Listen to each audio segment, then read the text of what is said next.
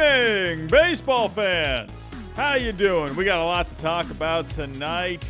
The Rays just keep on winning. The Cardinals keep on losing. What the heck's going on with the Mets? We got some call-ups, some pretty exciting call-ups. We got some injuries we're going to talk about. Bryce Harper's back. Let's get to it.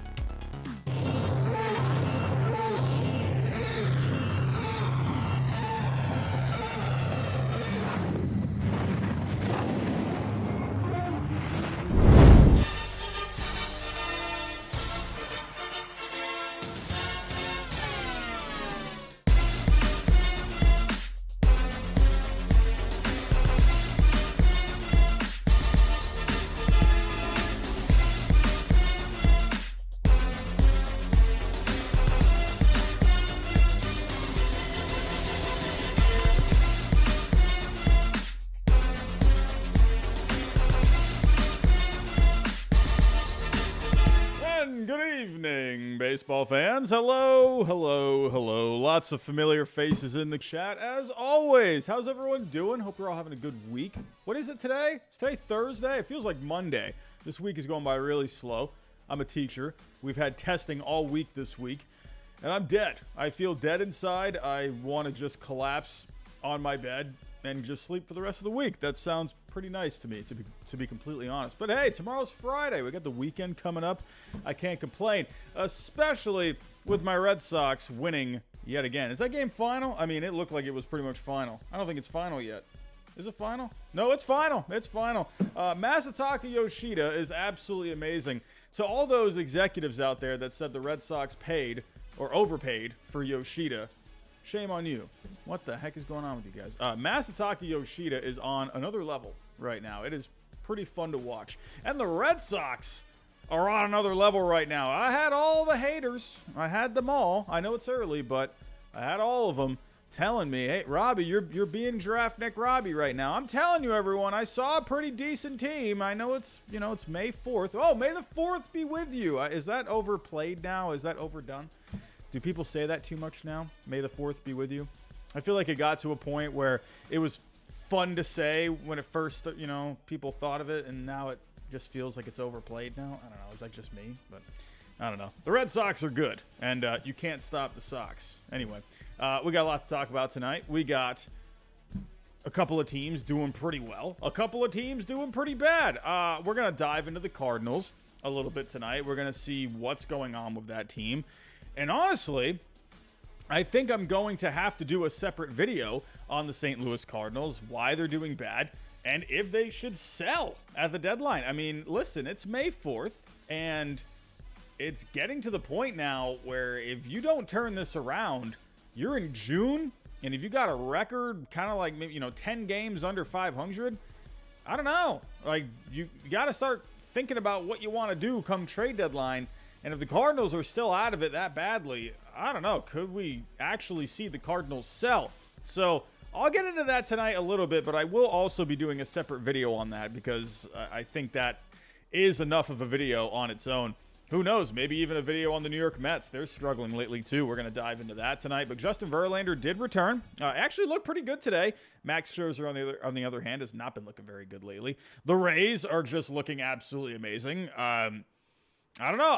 I'm actually a little sad about that. I was kind of hoping the Pirates would bring it to them a little bit. The Pirates have been the most fun team in baseball, and they just got absolutely swept. I don't know. So are the Pirates for real? I don't know. I thought they were, but they just went up against a good team in the Rays. I don't know. Looked like they had a little bit of fight to them, but the Rays just completely handled it. Zach Eflin, he looked great today. But we'll talk about that. We got some call-ups from this past week. Pretty excited about a couple of them. We had one call-up from this past week that just dominated in his debut. I'll talk about that in a little bit as well.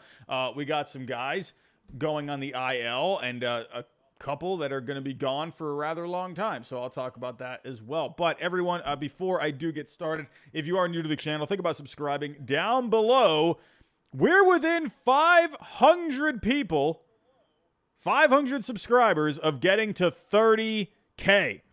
We're right there. We're so close. We're within 500 people. I never would have thought we would ever get to 30K subscribers. So if you are new, help us get there.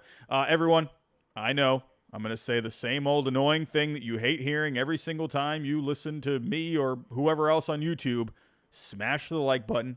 Help us get out there into the algorithm. I promise you it helps with the algorithm. I just know it does. Hit the bell notification as well. Share the stream. And also don't forget we are sponsored here by Rare MLB. In my opinion, the most fun way to play fantasy baseball. Stay tuned. We're going to dive into Sorare. We're going to look at my lineup for the upcoming tournament for this weekend. And yeah, go sign up. Use the link down below in the description.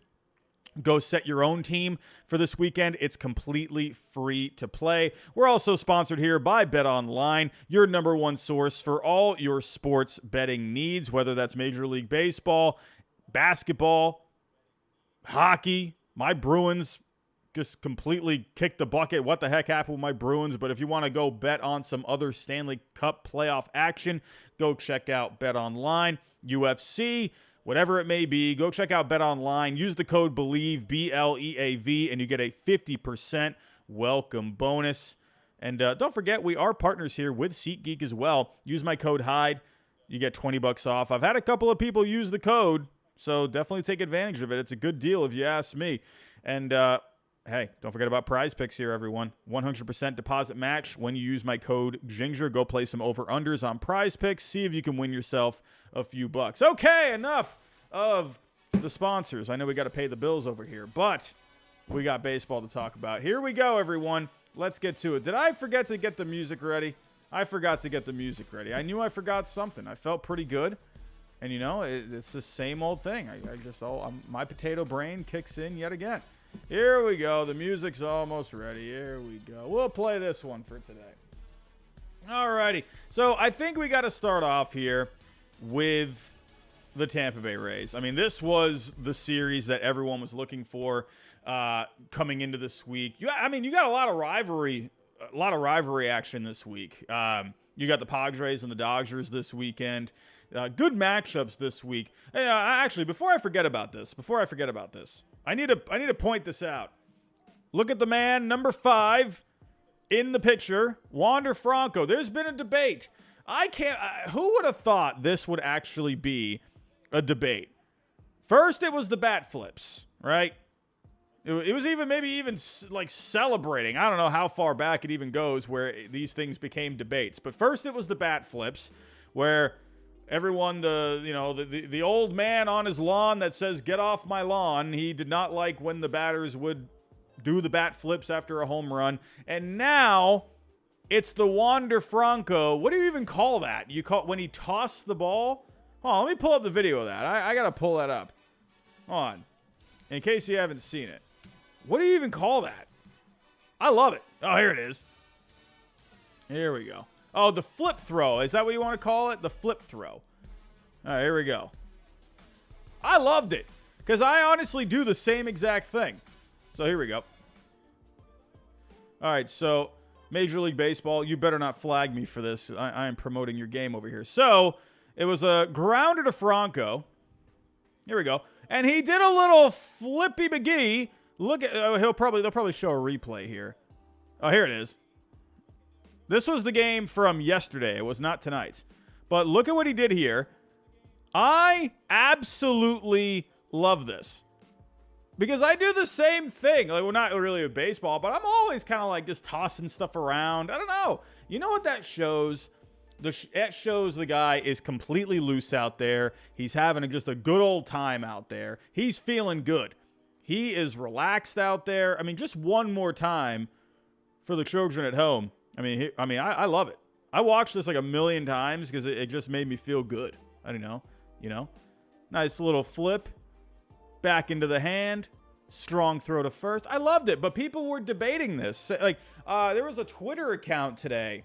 I don't remember the Twitter account, but I don't remember. It was a pretty big baseball Twitter account. It was something about like historic, like it was more of a historical baseball Twitter account, but he like tweeted out the video of it saying like, "Oh, I don't agree with Franco for this." I'm like, what the heck are you talking about?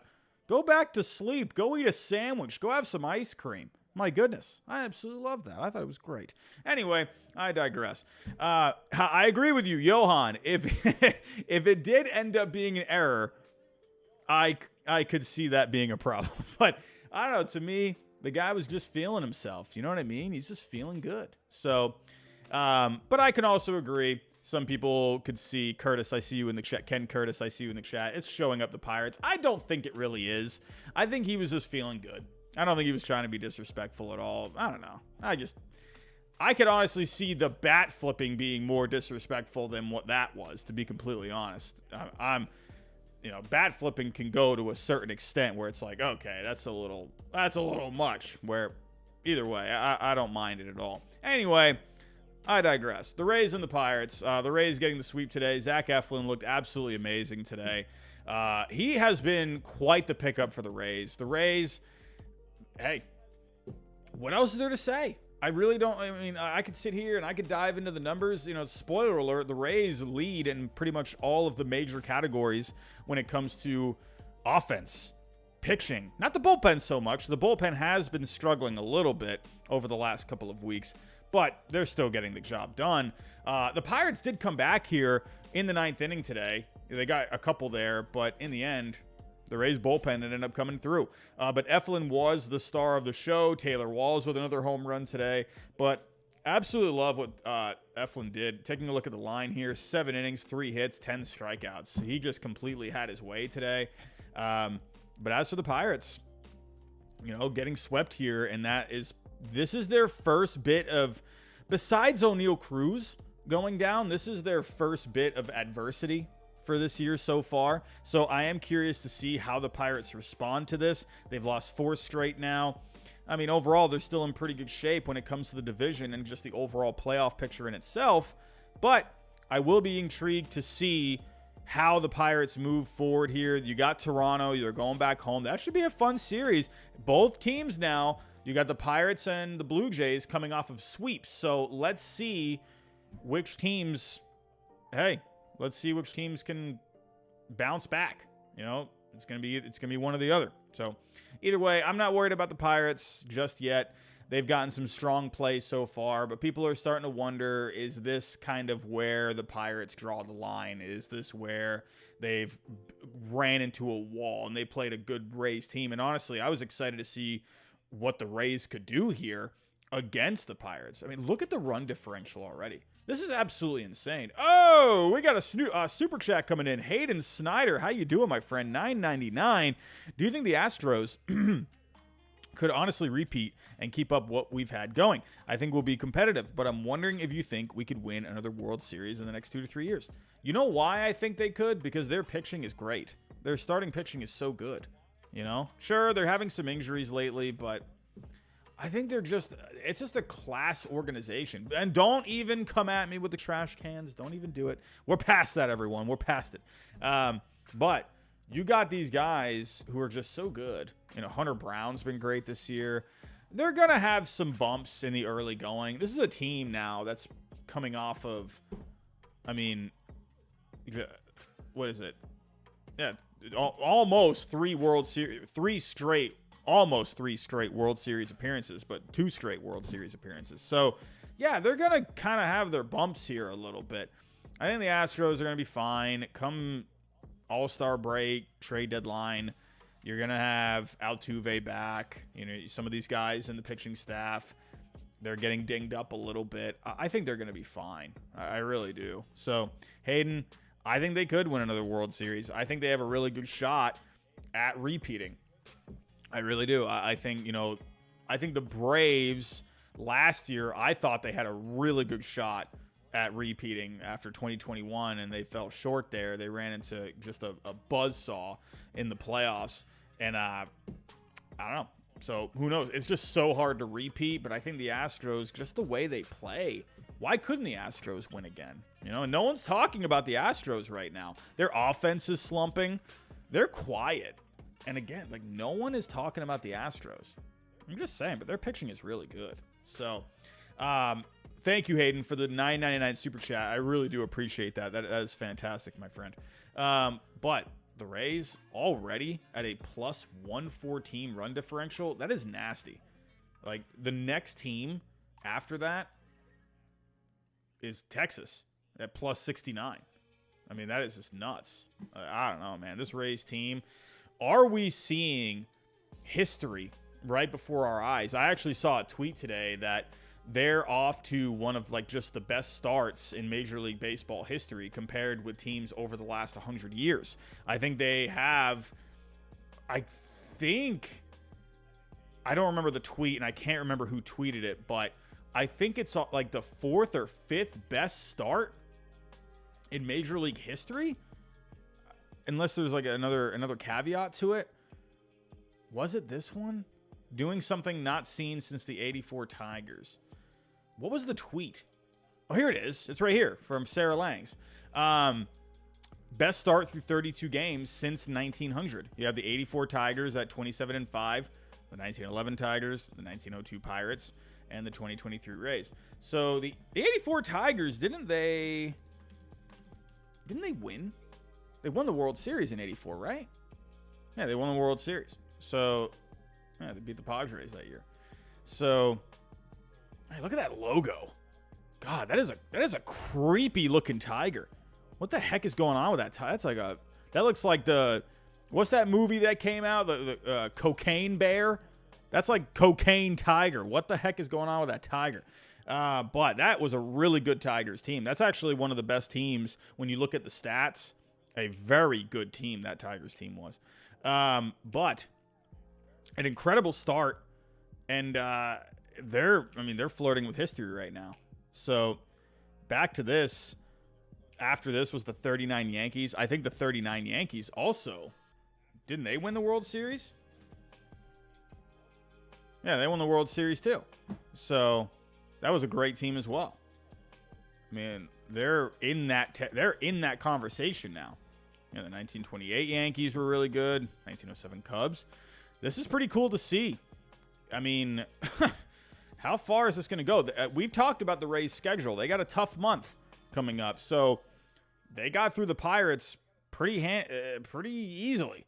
Now they got the Yankees coming up, who have been struggling. They had the day off today. So I'm excited to see what's going on here. Hey, right now, I couldn't feel any better right now. We are a half game. Actually, did I refresh this? Oh, we are in third place, everyone. We're in third place. I'm just saying. I saw a lot of people out there. I know we got a lot of season left, but a lot of people out there saying the Red Sox can be a last place team. Honestly, I think the Orioles are a really nice. Like, I don't want to. It's weird because I don't want to say the Orioles are a surprise, because I honestly thought they were going to be good this year. I didn't see this good. They're very good. I really like this Orioles team. They're playing really solid right now. But hey, look at the Red Sox right now. They're playing great baseball, man. This offense is off the charts. If we actually go take a look at the overall offense in the last 7 days, they are just behind the Rays when it comes to overall offense. And on the year, the Red Sox right now, let's just do this. The Rays offense is just like dumb. But the Red Sox right now have the second best offensive team on the year. And these are the live stats. Like, these are updated. So this Red Sox offense is absolutely killing it. And I love to see it, man. Love to see it. But the Rays, they're playing great baseball. Very, very curious to see how the Yankees do against them. And because the Yankees really need to start, they have been, they've won a couple of games here now in, the last couple of days. So let's, for the Yankees, they're banged up right now. They got some injuries. They got a lot of guys, like key guys on the IL. You got Judge, you got Stanton. Who knows what's going on with Rodon? This guy, he was just saying the other day, his back doesn't feel right. I don't know, man. I don't know what the heck's going on with Rodon, man. That guy just worries me completely. It's honestly giving me like Carl Pavano vibes from 2004 when the Yankees signed him. Or was it 2005? I can't remember the year, but it's giving me very similar vibes to that. I don't know why. So anyway, let's move on here. Let's shift gears. We're talking about the Rays here. They're playing phenomenal. But what the heck is going on with the St. Louis Cardinals? This is rough. Like, I actually I saw a tweet today that the Cardinals, I don't know who tweeted this. It was just someone on Twitter. Like, I don't think it was like any like notable name. I think it was just a fan. He said, I went to work today and the Cardinals were up 2-0. When I got to work, they were down 10-2. It's like, God, like, that is brutal. Like, you're feeling good. You're feeling awesome as a like, you're like, all right, cool. The Cardinals are playing bad lately. All right, 2-0 lead. Good start. And then you're down 10-2, like not even like 30 minutes later. Oh boy. It's just brutal right now in St. I can't believe this. This is crazy. Because this is a good team. Like, let's actually go take a look at some numbers here. Now, actually, if we take a look at the Cardinals right now, they are 10-22. They're 1-9 in their last 10. They've lost 6 straight.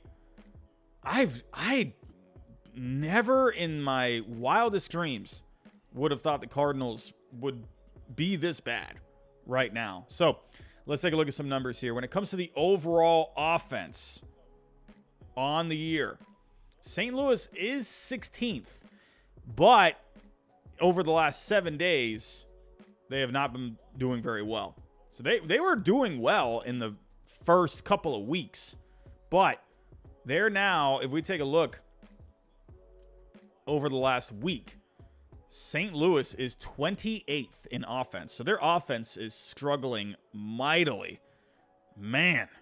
Now, where I think, honestly, the big problem, the offense, whatever, teams are going to go through slumps. You know, it's just going to happen. So who knows? Maybe the Cardinals are just getting these slumps out of the way now. But when it comes to the starting pitching, St. Louis, that's what I think the main problem is. I really do. I think their starting pitching is just not giving them a chance right now. They're 24th overall on the year, a 5.48 ERA, a 4.93 FIP. The xFIP is miserable at a 4.44. I mean, we can take a look at even a more advanced number like Sierra. Let's see if that paints a better picture. I mean, right now, they're in the bottom 10 with a 4.57. I mean, I think that is the big problem. I really do. I think the Cardinals, they're getting a couple of good starts here and there, like Flaherty. His numbers look good. Actually, Flaherty was awful today. And I've told you all about the Cardinals with Jack Flaherty, that he had been getting by. He had a couple of starts where the stat line looked good, but he was getting some favorable calls from the umpires. He was getting a lot of help from the defense. But Flaherty today, wow, it finally came back to bite him. Look at the line today. 9 hits, 10 earned. Wow. Like, that is miserable. Let me actually pull up here. Let me just go Jack Flaherty on Fangraphs. Coming into today, his FIP was high. It was at a 5.17. His ERA was looking okay at a 3.94, but the FIP was way worse. So, and actually, we can even take a look. His xFIP was a 5. And then if we look at, we can look at Sierra.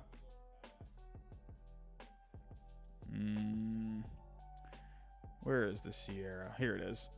It was at a 5.14.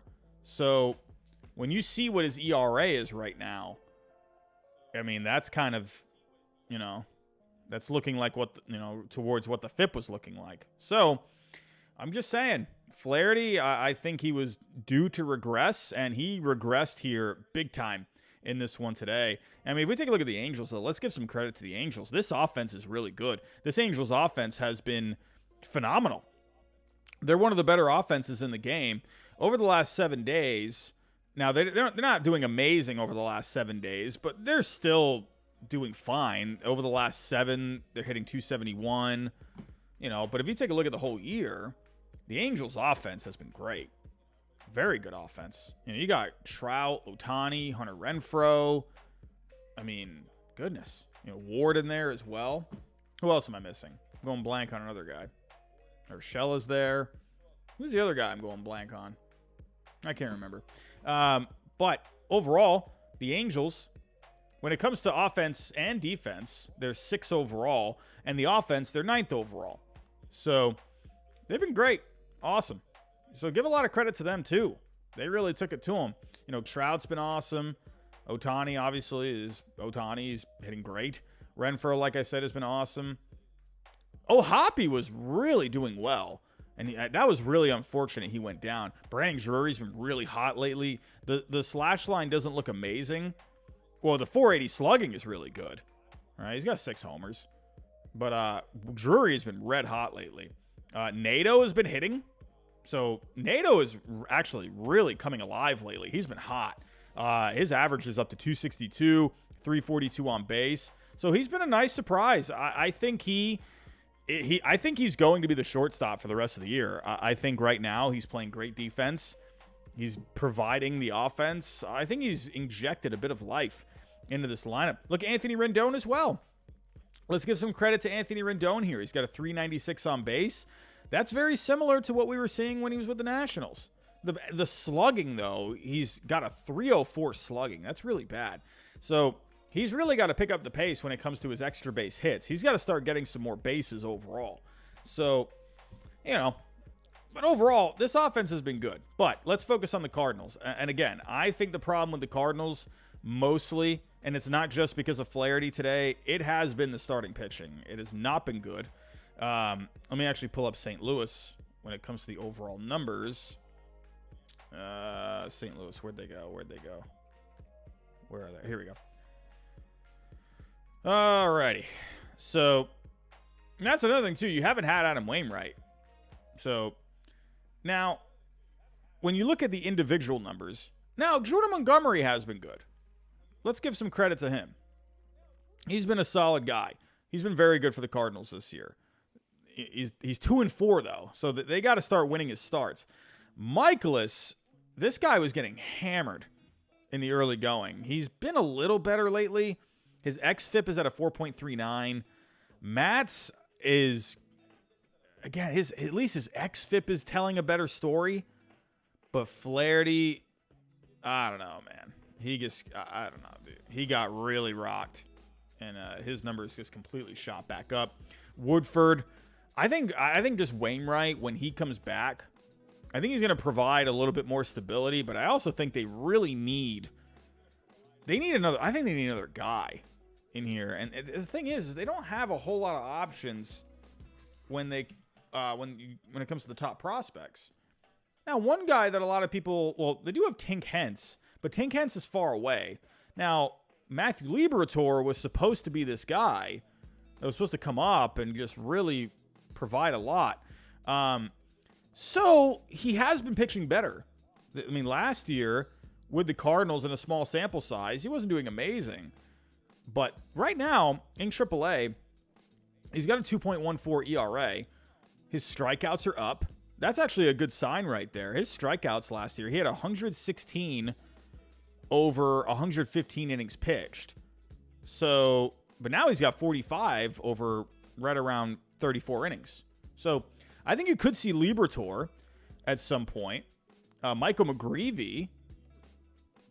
Right now, McGreevy, he's looking okay. AA, he was doing well through a few starts. AAA, he was looking okay so far in 2 starts. So McGreevy is going to be more of like a contact guy. So I wouldn't be surprised to see Liberatore and McGreevy up at some point. They need some help with the starting pitching. And Wainwright. What's going on with Adam Wainwright? Is he on a rehab assignment or what's going on here?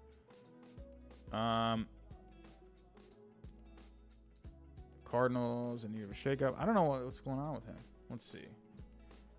Adam Wainwright, Fangraphs. What is the latest from RotoWire? Unless Cardinals fans have something for me in the chat. Likely to be, oh, okay, here we go. We had something from a couple of days ago. Likely to be activated from 15-day IL. Oh, okay, so he's projected to pitch this weekend. I think that's going to help. Remember, now, I'm not saying the Cardinals are going to go ahead and win 17 straight games. But remember, the Cardinals won 17 straight games a couple of years ago. So I wouldn't be surprised if they go on some kind of a run to get themselves out of it. Who knows? Maybe with the regression, the slight regression of the Pirates here, getting swept by the Rays, maybe they start to fall back. The Cubs, they've been falling back a little bit. We'll talk about the Cubs here just in a little bit. The Brewers have not been playing well. So at least for the Cardinals' sake, they are in a division right now that is struggling as a whole. Well, except for the Reds. They've been playing all right lately, despite being 5 games under 500. But could you imagine if the Pirates, the Brewers, and the Cubs were playing really well? And right now the Cardinals, they're 10 out. But my goodness, this could easily be like 15 out at this point. If the Pirates had been... Imagine if the Pirates swept the Rays. The Cardinals would be 13 games back right now. That's pretty brutal. So, hey, the Cardinals, they really got to start pitching. I think that's the key. I really don't think... I'm not at all concerned with the offense. I think the bullpen is honestly not that bad either. That might surprise some people. I think they got some pretty decent arms in that bullpen. Overall, St. Louis, they're 16th on the year when it comes to the relief pitching. I don't think it's really that bad of a bullpen. A 3.80 ERA, a 3.57 xFIP. I mean, they got guys back here. So if we take a look, you got Helsley. His numbers are a little up from last year, but Helsley's really good. And they've been having some other guys step up too. Did Genesis Cabrera get injured recently? No? Am I thinking of someone else? I think I'm thinking of someone else. Genesis Cabrera has been pretty good. Look at his ER. 2.31 ERA. Strikeouts left and right. So, you've had a couple other guys in here as well. Chris Stratton. Hey, man. They got guys in here. So, and what's going on with Giovanni Gallegos? I feel like his FIP is at a 4.36, so I don't know. I like the Cardinals bullpen. Again, they got to fix this starting pitching. Wainwright's going to come back. I think at some point Liberatore is going to come back. Could you have McGreevy step in for a spot start or two? We've seen the Cardinals bounce back before. We're just going to have to wait and see what happens. Now, I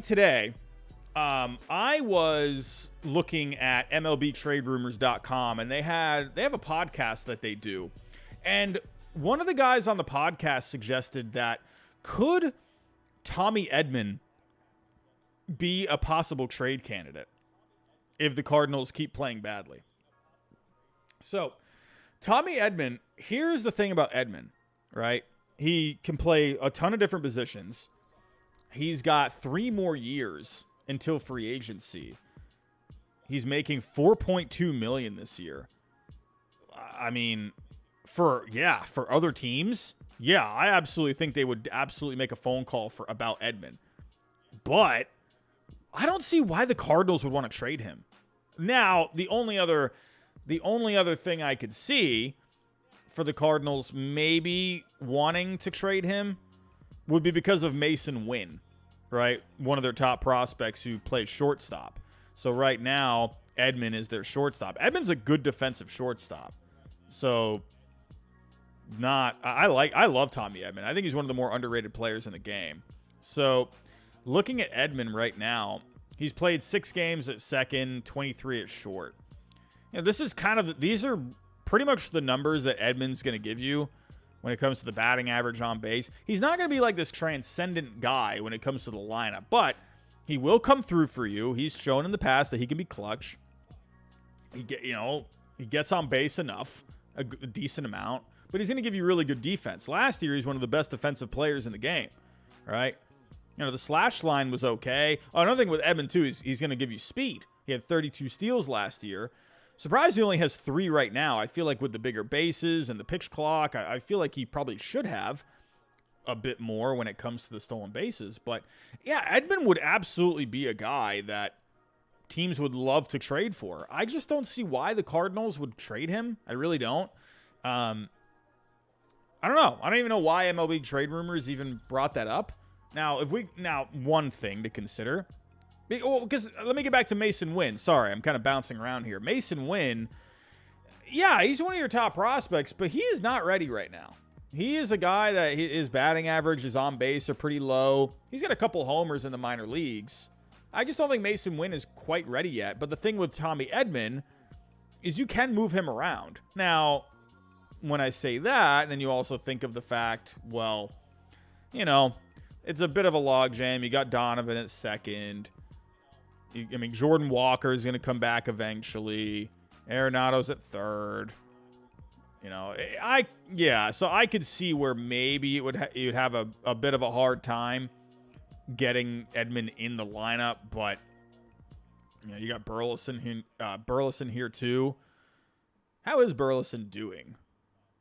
He's not anything amazing right now. So I'm sure you could put Edman out there, you know. But either way, Mason Wynn is not, I don't think Mason Wynn's going to come up this year. If they're really bad, you know, and they're just completely out of it, maybe they could call him up in the second half if Wynn turns it around with the bat in the minors. Yeah, Wynn is definitely, he's the future, right? So I can see some reasons why you'd look into a Tommy Edman trade. I don't know. I don't think it's there yet. I mean, yeah, sure, the package that he would bring back would be pretty nice as of right now. He's got a $36 million value. So that would definitely net you a decent amount of, you know, either major league ready players or prospects. So yeah, I don't see it though. The only reason I'm talking about this is because MLB Trade Rumors talked about it on their podcast today. So, you know, in case anyone else heard that, it sounds like they're almost trying to like talk it into existence. They're speculating, but I don't see it personally. I don't see it at all. So moving on here, you know, just one more thought on the Cardinals. I'm not ready to give up on this Cardinals team yet. I'm sorry. They got so much talent on this team. I think they're just hitting a real rough spot right now. We got to wait and see. You know, June 1st, that's when you can really start, you know, maybe making some opinions and seeing what these teams are. I still think it's pretty early. So we'll have to wait and see. But let's talk about the New York Mets, right? The New York Mets, they have been, you know, they were kind of doing fine in the first few weeks of the season, but lately they have been hitting a bit of a skid. So, did I close out the standings? Here we go. Let's go back to the Mets. Now, I thought the Mets would be a little bit more competitive at this point. Now, it looks like at this point, it looks like the Braves are probably going to run away with this division. I mean, look at the Marlins here. Look at the Miami Marlins in second place, tied with the Mets. Yeah, the Mets, they're struggling. They're 2-8 in their last 10. They've lost 3 straight. Just got swept by the Tigers. One of the more offensive deprived teams in the game. They're last in runs scored. They're second to last in just overall offense. So the Tigers are not a good team. But the one thing about the Tigers, though, they can pitch. This Tigers team has pitching, and they really held the Mets down today. And let me actually pull up here the overall. Let's see. So Detroit. Now, when it comes to the overall, they're not very well, but I feel like the starting pitchers rank a little better. The 23rd. Okay. Well, I take that back. Not great as a whole. Eduardo Rodriguez, though, is really good. He's been awesome. These other guys, not so much. Well, they ran into Erod today, and yeah, they ran into a couple other guys here in this series. You know, but I think that really just shows this Mets offense is struggling. I've been saying this since the offseason. They need a bat. They really do. You know, I liked what they have. I love the top, but it gets a little thin. All right. I think Kana is fine. I like McNeil. But again, it just feels like they're really missing something. I don't know. Like, I like Marte. I love Nimmo. Nimmo's fantastic. I'm not worried about that at all. Lindor, and that's another thing too with Lindor. It's like he's kind of going back to what he was doing a couple of years ago. He's not really hitting his stride. Alonso, you know what Alonso is going to give you. McNeil's hitting. It just feels like there's something missing here. Now, where's Beatty at? What's Beatty been doing? I feel like I haven't heard anything about him. So, did he just have the off day today? How's he been doing? Let's see. Oh, he's been great. Wow.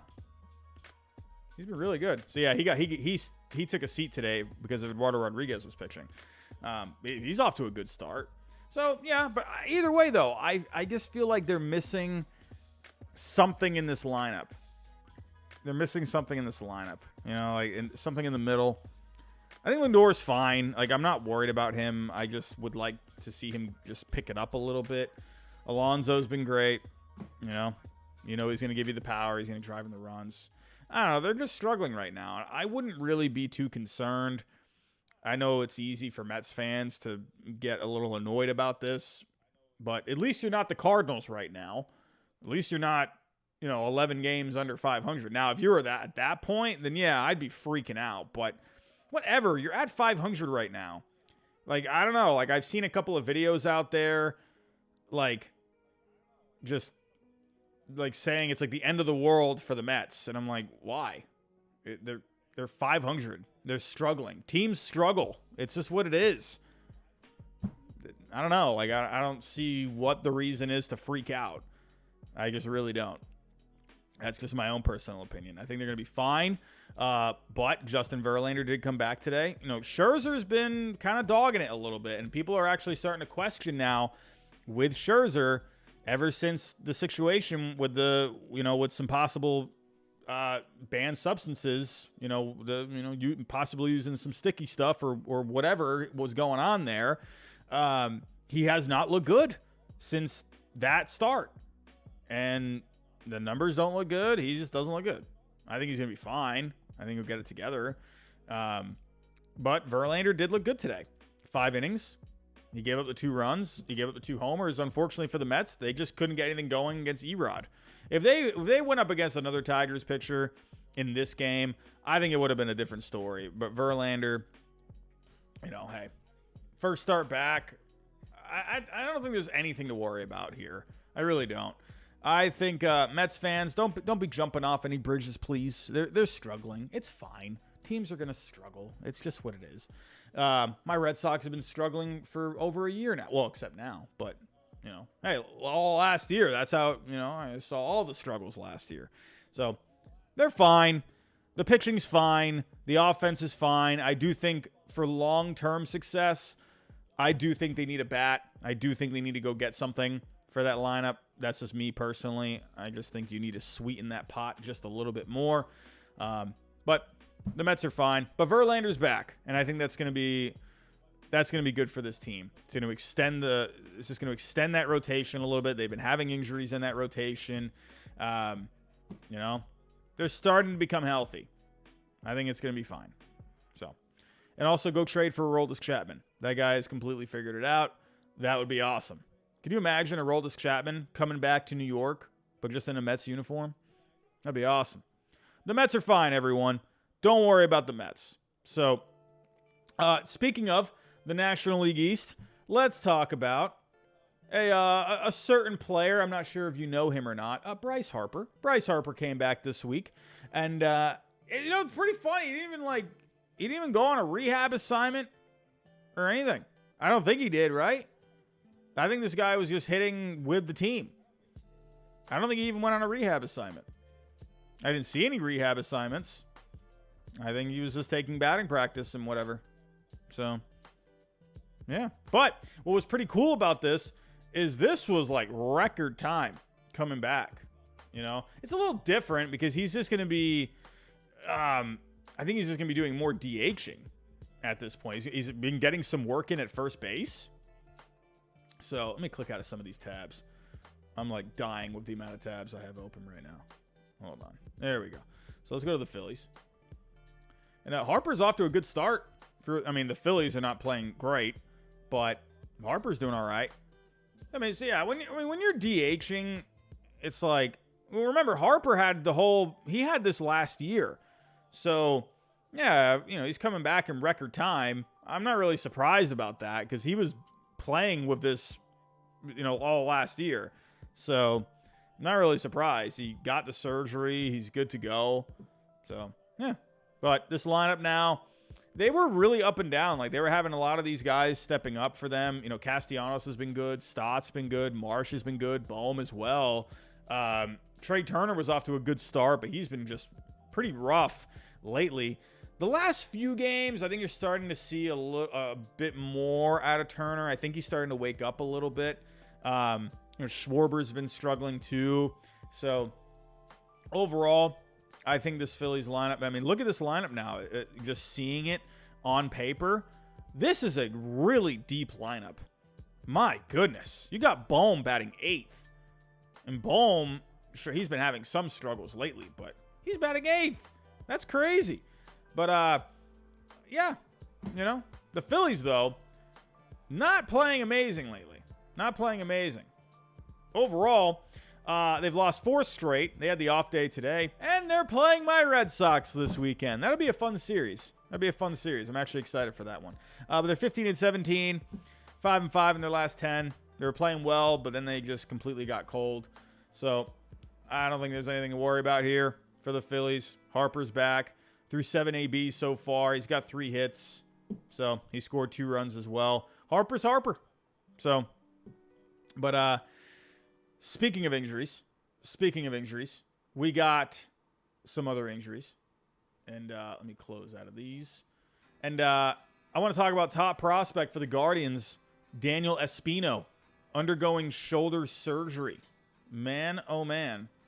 That's pretty rough. I was actually hoping to possibly see him at some point this year. So let's look at the Guardians. Top prospects. Taking a look here. So Daniel Espino, number 1 on MLB Pipeline. He's a guy with a big old fastball. 80 fastball right there. That's Hunter Green level right there. He's got a wicked slider, a 70. He hadn't even pitched this year. He pitched last year. He's been having problems since going back to last season. So he's finally going to go under the knife, and he's going to get the shoulder surgery. That is a little worrisome. That is, because now when you see Tommy John, it's like, well, all right. Remember back 10, 15 years ago when a guy would get Tommy John, you're like, oh no, like this is like a death sentence to the guy. But now if you get Tommy John, he's going to be gone for a while, but when he comes back, he's going to be fine. Shoulder surgery though, that's pretty rough. And for a guy like this, who's not just the top prospect with the Guardians, but he's one of the top prospects in the game. He's number 16 on MLB.com. He's number 19 on Baseball America, 25 on Baseball Prospectus. Keith Law, I don't care what Keith Law says. Keith Law, my goodness, my friend. Keith Law. But 19 on Baseball. I like Baseball America personally. That's just my go-to. I like Pipeline as well, but Baseball America, they're my number 1 resource for when it comes to prospects. This guy was good. He was really good. And the fact that he's going to be getting shoulder surgery, that's rough.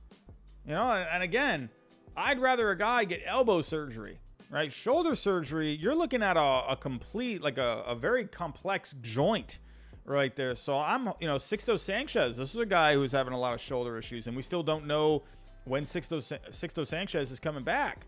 So, but he's getting right shoulder anterior capsule repair.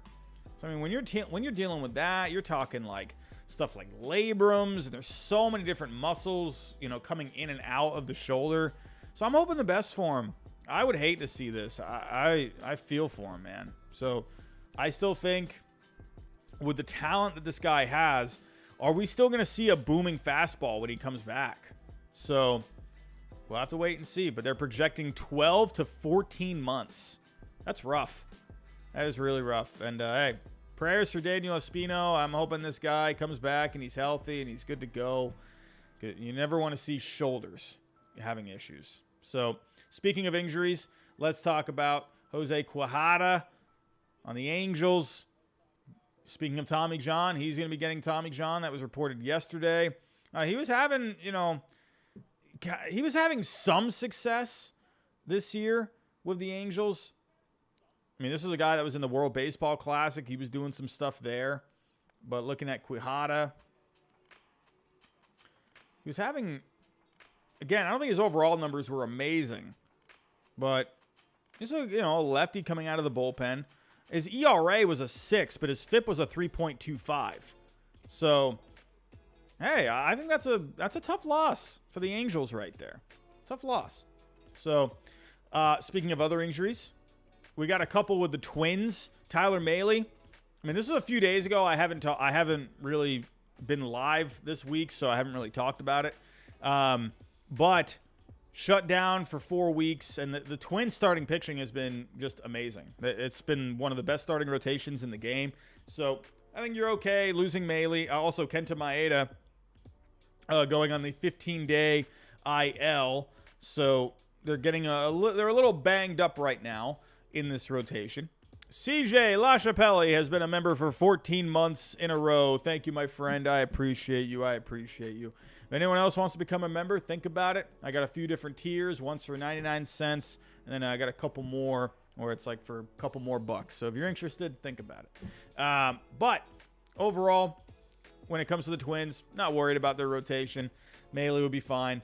So it's looking like it's something with his elbow. They're calling it an elbow impingement. I've never heard of an elbow impingement.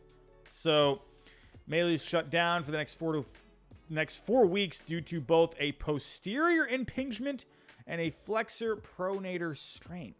So interesting. We'll have to see how. I don't really ever see elbow impingement, right? You see shoulder impingements, you see hip impingements. Not so much with elbows. Don't really see that one. So keep an eye on that. But Bailey Ober, he was called back up to take his place. So I think the Twins, they're looking really good. But speaking of call-ups, let's get to some call-ups here.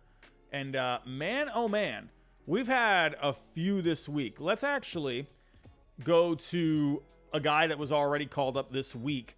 And it was Bryce Miller. Bryce Miller had himself a debut. My goodness. This guy was off the charts for the Mariners. Let's go take a look here.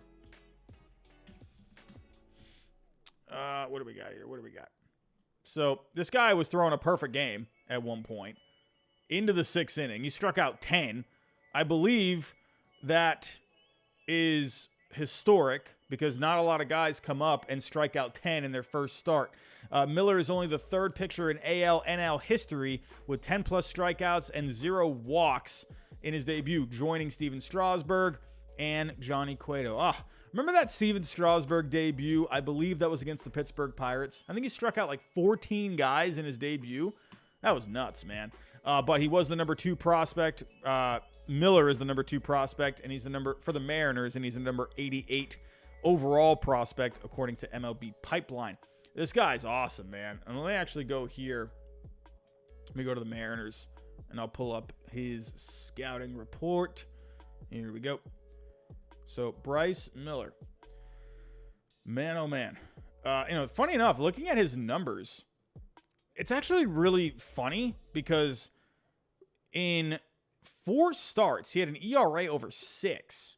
So the fact that he came up and he was just carving these guys up, that was pretty surprising. Honestly, his numbers haven't been spectacular, solid numbers. But the way he looked the other night, he looked fantastic.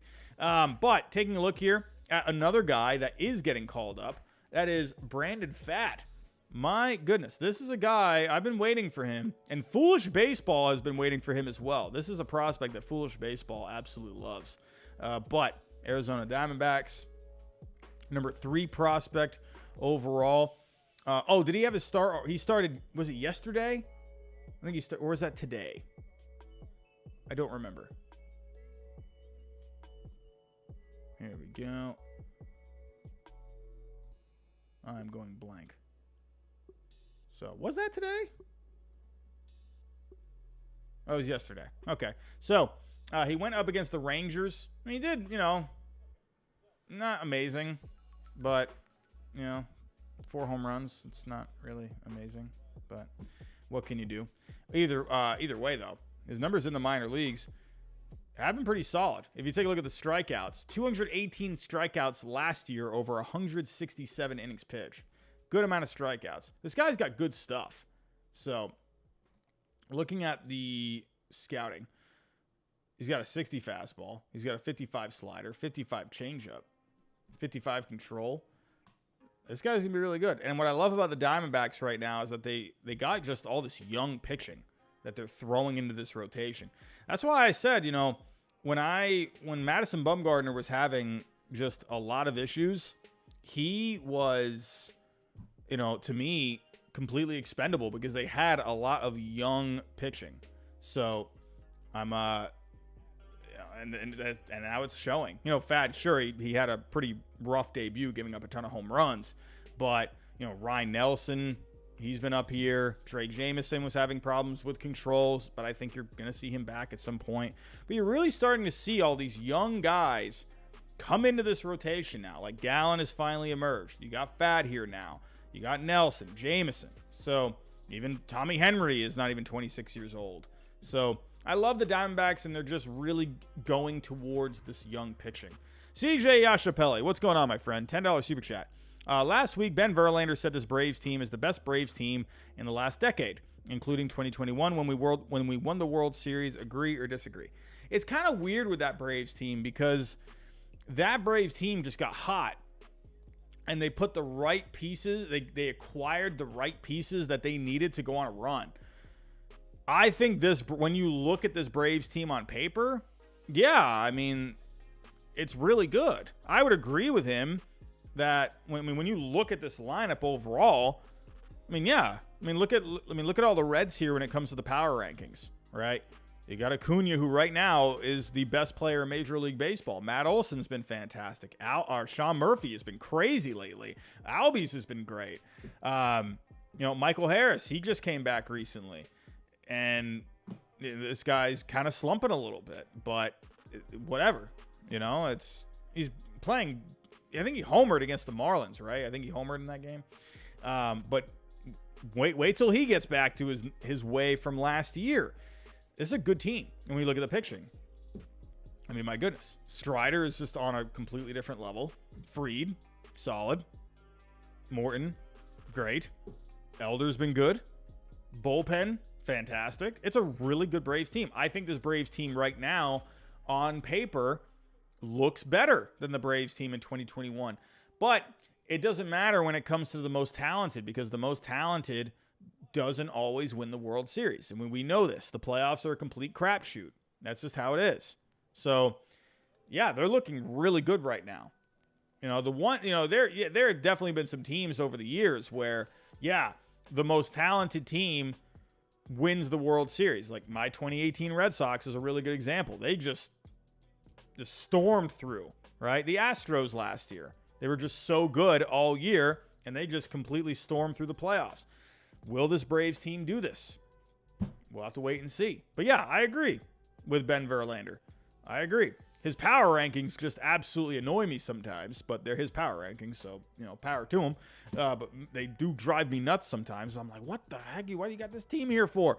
But I agree with him on that. I agree. It's definitely a better Braves team than 2021.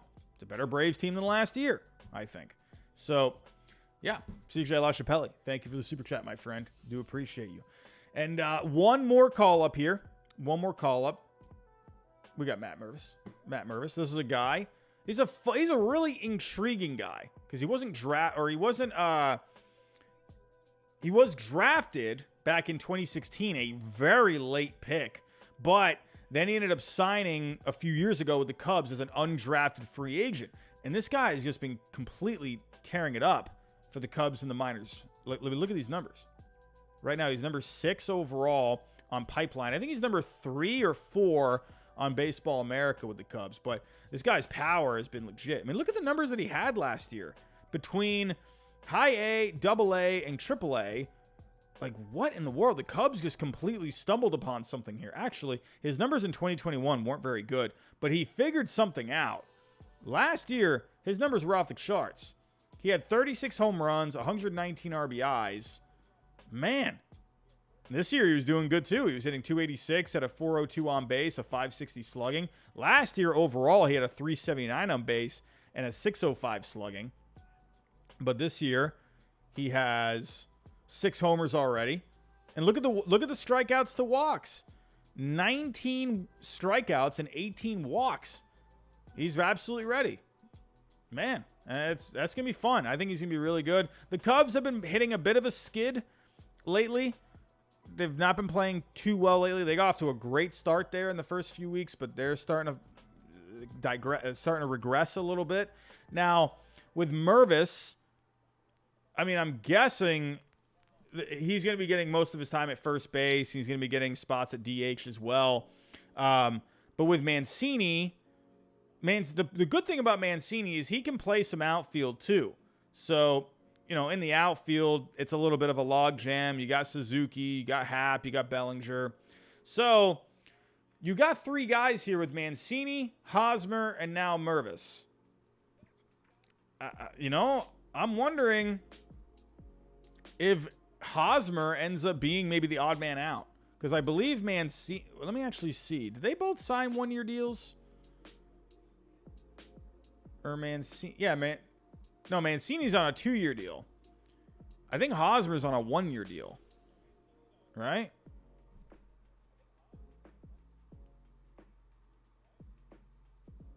He can opt... Or was it... Oh, what am I talking about? I'm so dumb. Hosmer's on a long-term contract. I'm thinking this guy was... Because he was... Because the Red Sox got rid of him. I'm thinking he was just like... Whatever. But...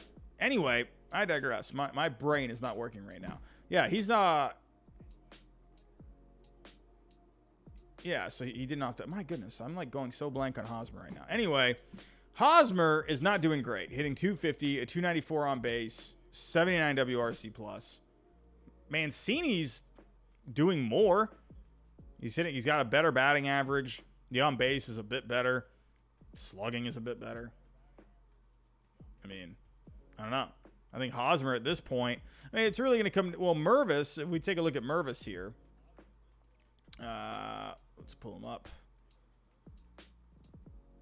Where is Mervis? One thing Fangraphs I wish they would do. I wish they would make the minor leaguers a little more clean. Where's Mervis? Here we go. So...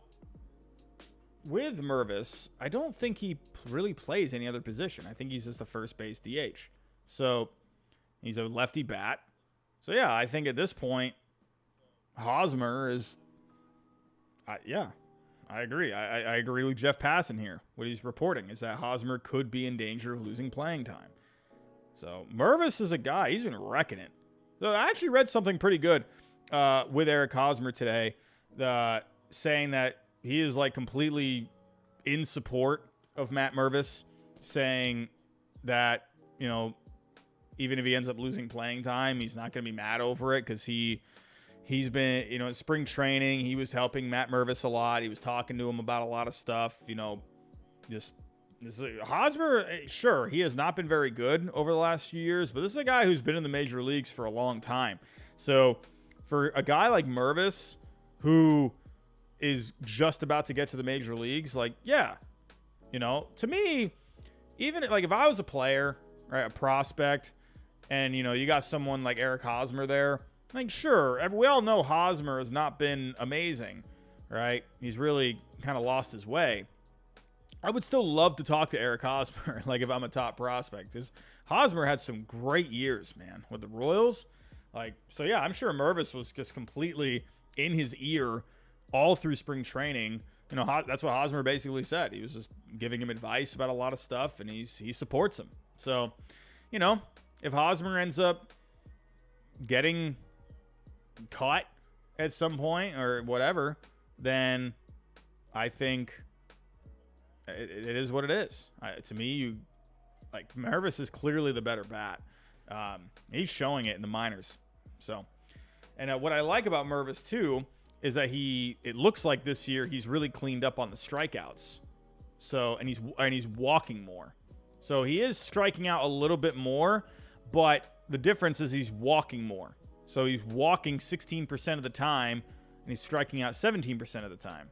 And he's actually cleaned that up all throughout the years. He was not walking a lot in 2021. Even last year, he wasn't walking a lot either. I mean, look at his numbers in A-ball and Double-A. He was walking 4.6% of the time, and then 8% of the time in Double-A. He cleaned it. He got a little better in AAA, but this year he has really gotten more patient overall. So I'm excited about this. I think it's going to be good for the Cubs. This is a good Cubs team. You know, when you just look at this team as a whole, it's solid. So I think this will be a really nice lefty bat. And if that means, you know, Eric Hosmer's got to go, then hey, we'll have to wait and see. Can Hosmer just go back to Kansas City? Like, can that just happen? Can he just be a Royal again? Can he just finish out his career with the Royals? You know, kind of just do the Zach Greinke thing. Just go play there. Anyway, let's move on here. Actually, before I do move on to the next segment of the show, I do want to just talk about tonight's sponsor, and that is Sorare MLB. Very, very thankful that, you know, we're partners with Sorare. And, but I've said this the last few times. I've talked about Sorare. I will never, ever, ever have a sponsor that I don't actually believe in, right? I will never just have a sponsor to have a sponsor, right? These guys, they've put together a great game over here. And, I'm really into the cards, man. These are all digital cards. You collect them, you keep them. They're yours. They're your property. It's completely free to play. And I did pretty well last week. I actually, based off of the good week that I had, every time you play well, you have 2 tournaments per week, right? You can play in a tournament from Monday to Thursday, and then you can play in a tournament Friday to Sunday. And so you get 2 opportunities for each week. And I did really well over the weekend. And I ended up getting a Julio Urias card. So I was pretty stoked for that. And a few weeks ago, I got a Xander Bogaerts card. So not too long ago, I think I've gotten Jack Sawinski as well. But this is the team that I have signed up for next week. I got Urias, Graveman, Nate Lowe, Xander Bogaerts. Yoshida is red hot lately. So I'm excited for what he's going to do this past weekend. I think Turner's starting to wake up a little bit. Dustin May, he's got to start against the Padres. Let's see how that goes. That's going to be obviously a tough offense. It was either him. I got 15 hours here to maybe make a change. It's either Dustin May against the Padres, or it's going to be Chris Sale against the Phillies. You know what?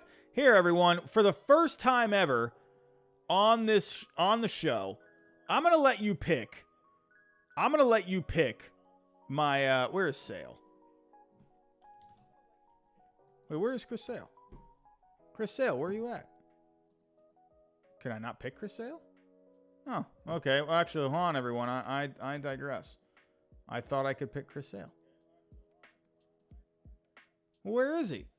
I have Chris Sale on here. I don't know what's going on. Either way, I'm excited for this coming week. I think I'm going to have a good weekend. These guys have all been playing pretty well lately. So, well, Trey Turner, he's got to start getting it going a little bit more. But for the prize pool for this one, if you finish, if you're finishing 1, 2, 3, you're going to be getting yourself a good limited card. And just simply basically participating, you're going to be getting a reward. So, but the higher you finish, the better the reward is going to be. So if you finish in tier 1, you're going to get a good card. Like last week, I finished tier 2 and I got Julio Urias. So, but if you finish like towards the bottom, you're going to get a guy, that's not so great. So, but everyone, it's completely free to play. Use the link in the description below. Go play. Go draft your team if you haven't already. Go enter the tournament. You got 15 hours to go draft your team and go set your lineup and see how you do. For next week, in the tournament that I'm in, I'm competing in the Common All-Star Tournament, for this weekend. and almost 12,000 participants. In the minors tournament, it's over 15,000. So go draft your team. Link in the description below. Let me know how you do. So let's get on to the next part of the show. I think I've pretty much gone over everything that I want to talk about when it comes to the main storyline. So I want to get to some hot takes, and I want to get to some questions that we had submitted. So let's get to this one. SoundFX09, longtime supporter of the channel, one of our members here. And he's got a few here. So I'm going to run through these ones pretty quick. I always got to go with SoundFX. This guy's a longtime supporter of the channel. A very knowledgeable Braves fan. And so he says here, hot take number 1. With how bad the Phillies looked in LA against the Dodgers and the fact that they're in 4th place in the NL East right now, it's safe to say that the 2022 Phillies will be seen as a one-hit wonder team, as what they have is currently unsustainable. It's still early for me to really make a call on that. I think what will really do the Phillies in would be just the depth of the organization. You know, they made a long run last year, and if they start having injuries popping up, then I think that's really going to do them in, because they really have no wiggle room, you know, because there's so much competition in that National League. I think their team itself is very good, and they could get a wild card. But the depth, I'm a little afraid of when it comes to the Phillies, because they can't really dip into the farm system too much, because there's not really a whole lot of guys that they can turn to. So the 2022 Phillies, it's gonna go down as one of those teams like the Cardinals back in 2011. They just got red hot. You know, even 2006 with the Cardinals got red hot, and they just ran with it. The Phillies will be one of those teams that people will think about. He says here, the Cardinals are off to such a horrible start in 2023 that I think they will hit the nuclear button at the trade deadline. Again, too early for me to really say. I think this is a good Cardinals team. I think in June, though, if they're pretty out of it, this is a smart Cardinals organization, and I think they will make a call sooner rather than later. They're not just going to sit there and try to, try and turn it around. You know, if they're really out of it, they're going to start making some phone calls. But they're also going to be smart with it, too. They're not going to just go crazy and start selling guys off. They will wait until the deadline, but I think they will make a judgment call sooner rather than later. I think this Cardinals organization, they're very good. And if they just see, June 1st, June 15th, that they're not there, they're going to start preparing themselves to start selling off, right? So I agree with that to an extent. We're just not there yet. And he has a question here. Which of the teams currently leading their respective divisions right now do you believe won't remain there? So the teams that he thinks Tampa's going to fall off, and he thinks Pittsburgh is going to fall off as well. So right now, it's like my heart wants to stick with Pittsburgh. I still think it's a good team. I think really the one thing with Pittsburgh, what I like about Pittsburgh is that they have these veteran guys like Velasquez and Hill, right?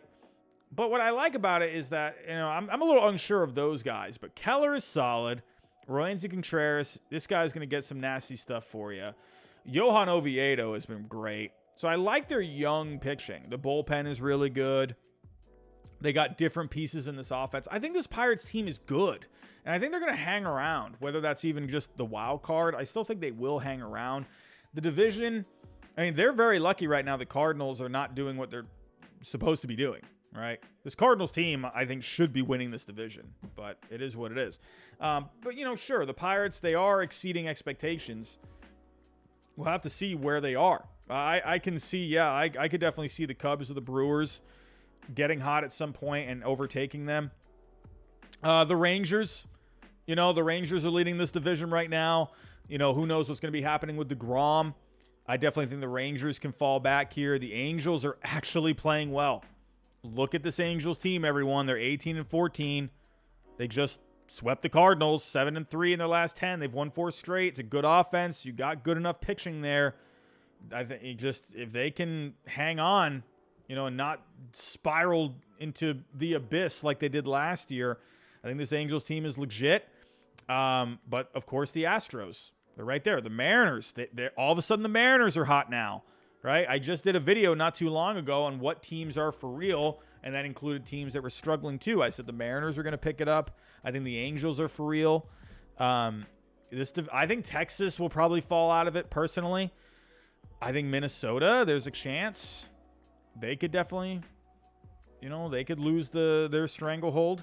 3.5 right now. So I feel like Tampa's going to hang on to this division. I just think, I really do. I think it's their division.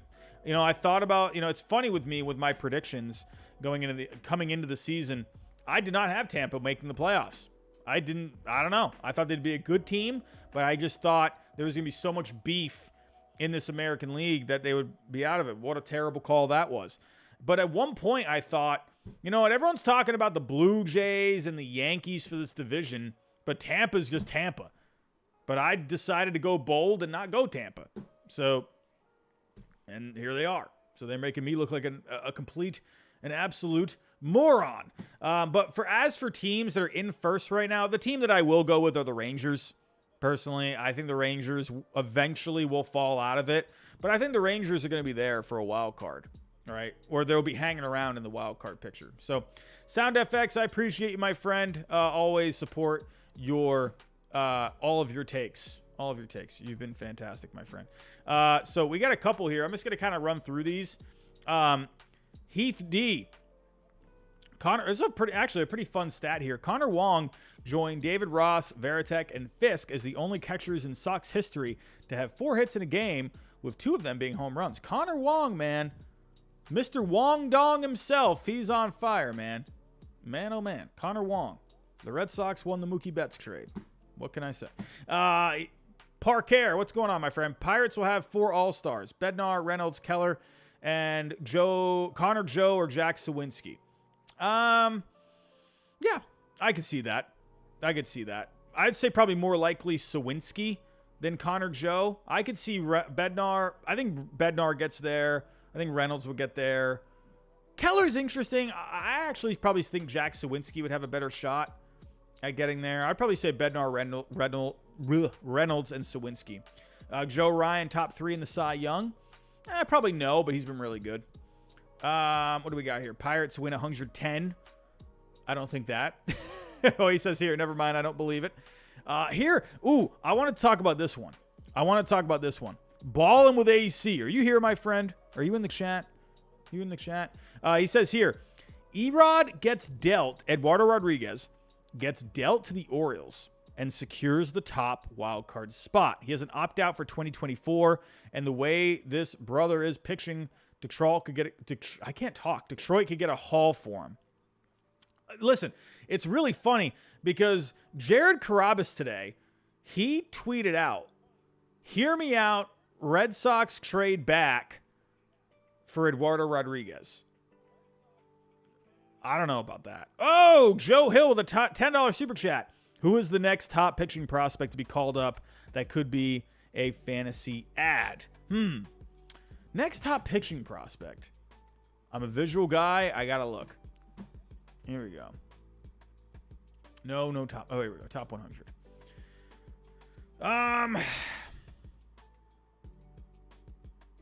I wonder if Uri Perez at some point. He's doing really well in Double-A right now. I'd look out for Uri Perez. How has Kyle Harrison been doing? He's been whatever. I mean, Taj Bradley. Bradley was really good. I was kind of surprised when they sent him back down. Bobby Miller's hanging around. Could you see him maybe? Possibly. I mean, if I'm going through... Oh, look out for Gavin Williams.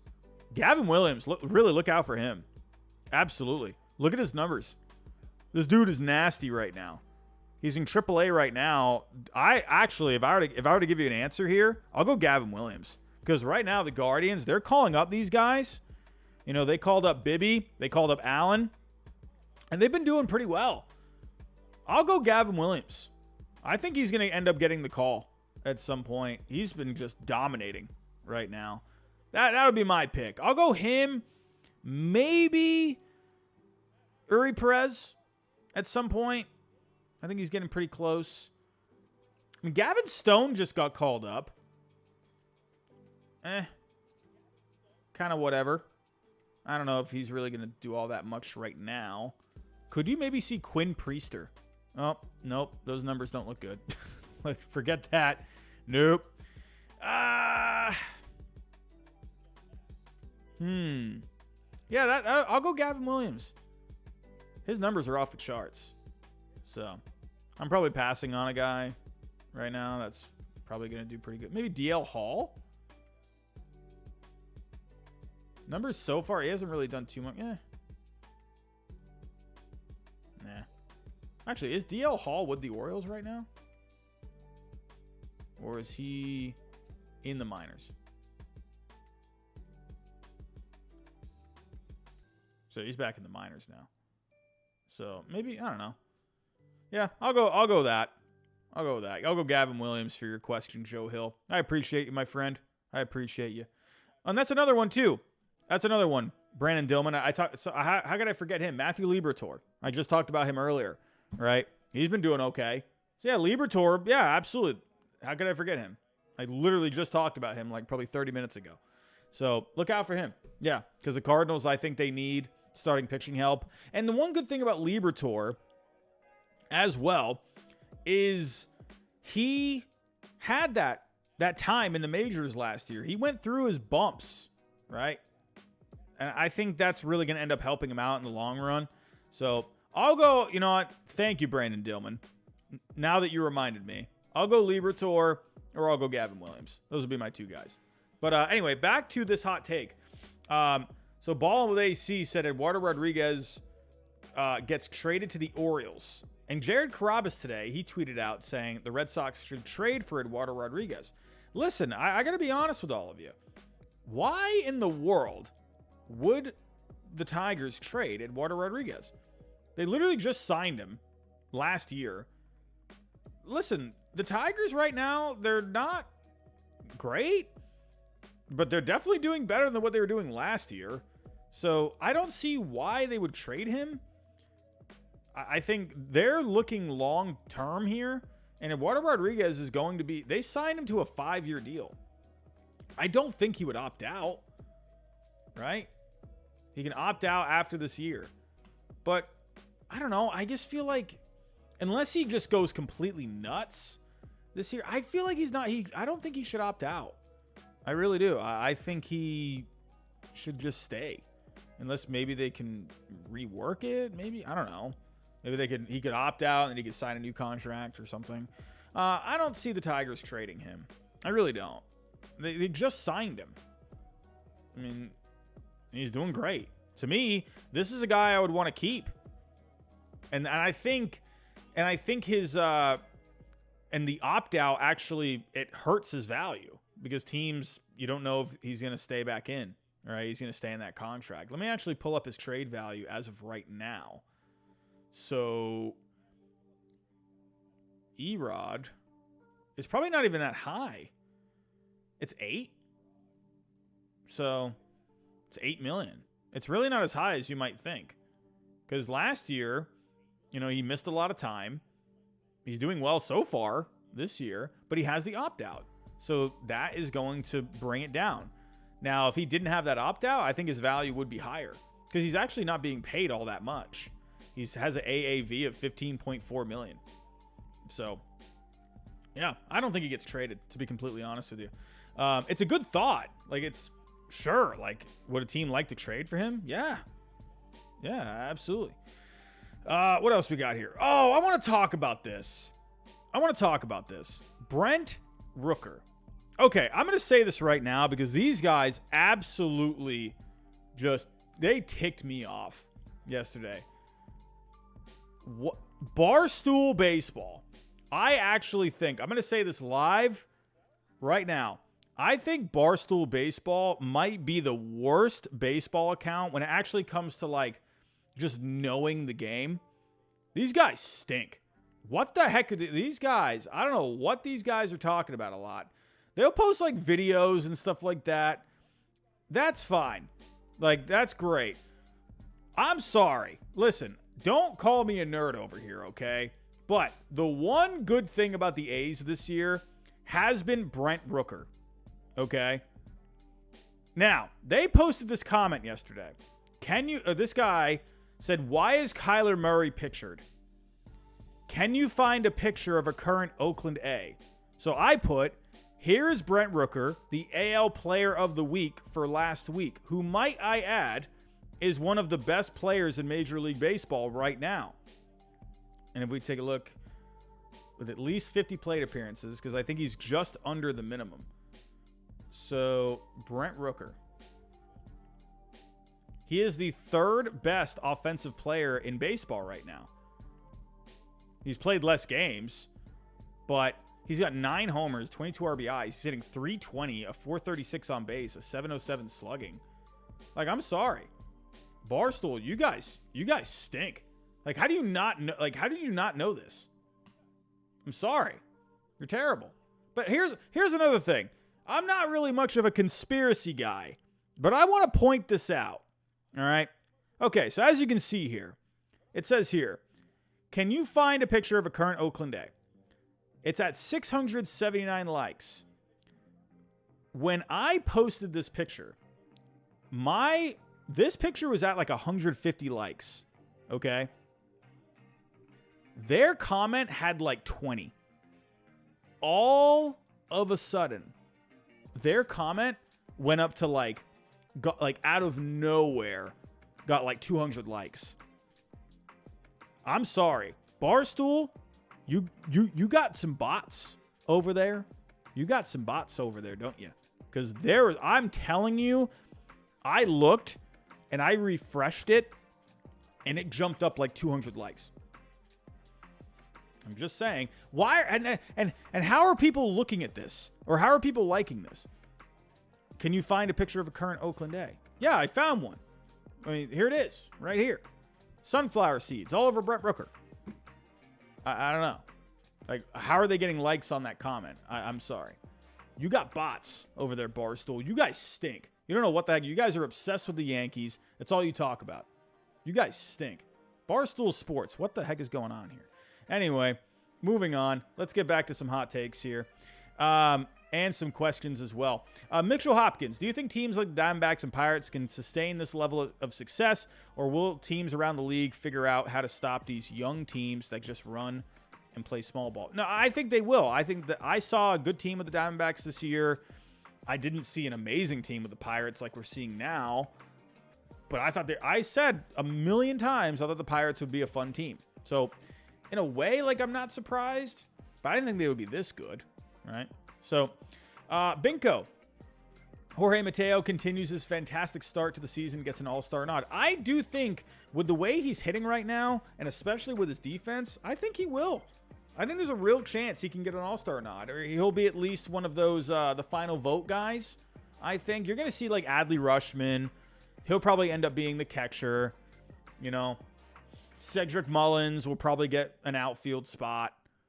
Or I could see Mateo maybe being like a final vote guy, or he just gets onto the team as like a bench guy. What do we got here? There was another one I wanted. Oh, Davian. Verdugo hits 40 home runs. I don't think he hits 40 home runs. I think Verdugo ends up with like, I don't know, maybe like 24 to 26, somewhere around there. I think that sounds about right. What do we got here? The Rays will win less than 10 games in the month of May due to their schedule. Well, they've won 3, so they're already doing pretty well against that one. Joshua Simmons, thank you so much. Carson Banbrook, he's got a couple here. The Yankees fire Boone. They're not firing Boone. Listen, they're not going to do it. They're never firing Boone. They should have fired Boone a couple of years ago. It is madness that they keep this guy, because it's not really Aaron Boone. It's the front office that he's basically the puppet. They DFA Hicks and IKF. I could see that. But then again, I could also see them not doing it. They trade for Jock Peterson and Lucas Giolito at the deadline. Ooh, that's interesting. I wonder, could you see Lucas Giolito in a Yankee uniform? Jock Peterson always tends to go somewhere. maybe. Jock Peterson that'd be huge. I honestly, Carson, I don't think you're really off. I don't think Boone's going anywhere. I do think they need a DFA Hicks. I'm sorry. Aaron Hicks needs to go. I've been saying this now for a couple of years. Aaron Hicks is done. I can't do it. He's on the IL right now, isn't he? No, he's just on the bench. Aaron Hicks is garbage. Listen, I'm sorry. I know that might be a little mean, but he's probably a very nice person. But when I saw some of his defense last year in the outfield, and the guy can't hit, why is this guy on the team? Get this guy off the team. What are you doing? Get him off. He's got a 3 WRC plus. It's a 3. He's hitting 146, a 212 on base, a 146 slugging. Yeah, Brandon Dillman, you're right. He doesn't really get paid all that much. Dude, I'm eating the crap out of that contract. Dude, I'm sorry. He is 33. I'm eating it. I'm sorry. Yeah, so Brandon Dillman, yeah, I actually think what you're saying actually goes hand in hand for cutting him, for DFAing him. I would eat. You just saw the Diamondbacks. The Diamondbacks just ate all of Bumgarner's $34 million that was left. Yeah, I'm doing the same thing with Hicks. This guy is awful. Get him out of here. I'm sorry. The one saving grace that he did have was he had a decent on-base percentage last year. He's not doing anything this year. Get him off of this team. Oh, my God. Yankees, what are you doing? What else was this? Jock Peterson on the Yankees would be nasty. But then again, hold on. I'm going to pump the brakes there. I'll pump the brakes. We also said the same thing about Joey Gallo. However, I think Jock Peterson mentally would actually handle New York pretty well. Giolito would be a pretty fun addition. I could actually see that. I could see them doing that. He would be a rental. I could see it. Now, for this one, Nolan Arenado and Paul Goldschmidt get traded at the 2024 deadline.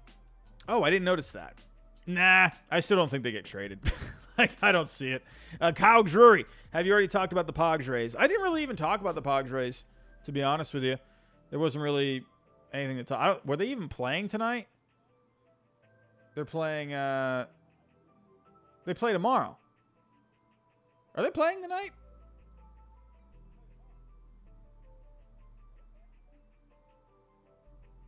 I don't think they're even playing. Or are they playing? They got one more, maybe? No. All the games are over. No, I haven't talked about the Padres. The Padres are doing better. Let's actually pull up the standings. Let's see where they're at. I feel like I didn't even talk about the NL West really at all. The Dodgers are hot. Padres, they're playing they're playing better since Tatis got back. It's almost like they were just I don't know. They're just what's the term I'm looking for? I can't think of the term, but they were just kind of honing it in. Is that the right word or the right term? But 17 and 15, or they were mailing it in. That's the phrase I was looking for. They were mailing it in until Fernando Tatis Jr. got back, and they're 7-3 in their last 10. So they're definitely playing better.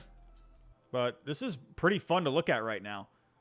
You got these three teams separated by 2 games. Even the Giants, I don't expect them to really do much. I think they're going to keep falling back, but they're 5 back. Imagine if they put together a win streak. Look out for the Giants. Man, oh man. But Carson, I don't see Nolan Arenado, Paul Goldschmidt getting traded. Lucas, hot take, the Angels sell.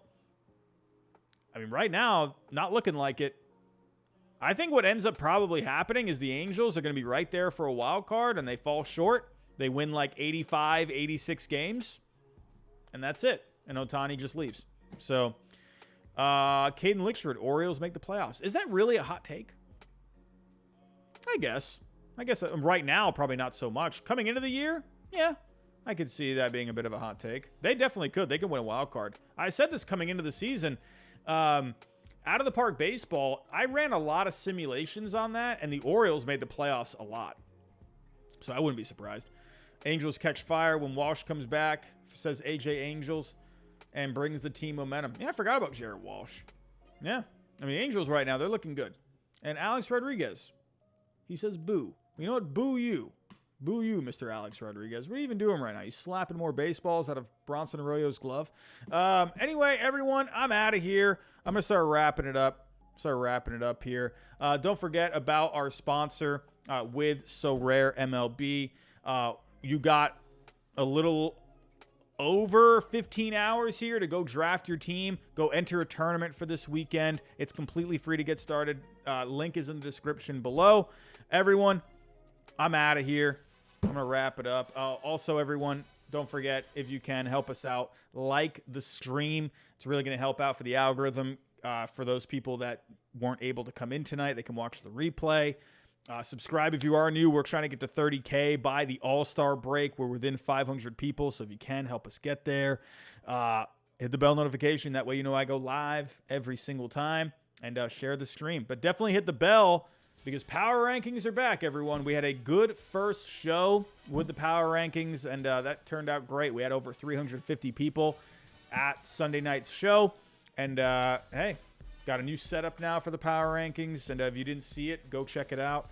That was from this past Sunday. Every Sunday night, we're going live for the Power Rankings. And moving forward, I'm probably going to try and go live a couple times during the week, kind of just to keep everyone, updated on what's going on in Major League Baseball, at least like with the top things going on as well. And just, hanging out. So I'm thinking, maybe Tuesdays and Thursdays. Maybe sometimes it'll just be like one day during the week, maybe like a Wednesday night. But Tuesday, Wednesday, Thursday, look for those nights where I go live. But I think I might try to do Tuesday, Thursday, Sunday moving forward, just to kind of check in with the league, what's going on and whatnot a couple times. And then we'll kind of recap everything on Sunday nights. So everyone, I'm out of here. Go have yourself a good Friday. Have yourself a good weekend as well. And as always, I'll talk to you next time.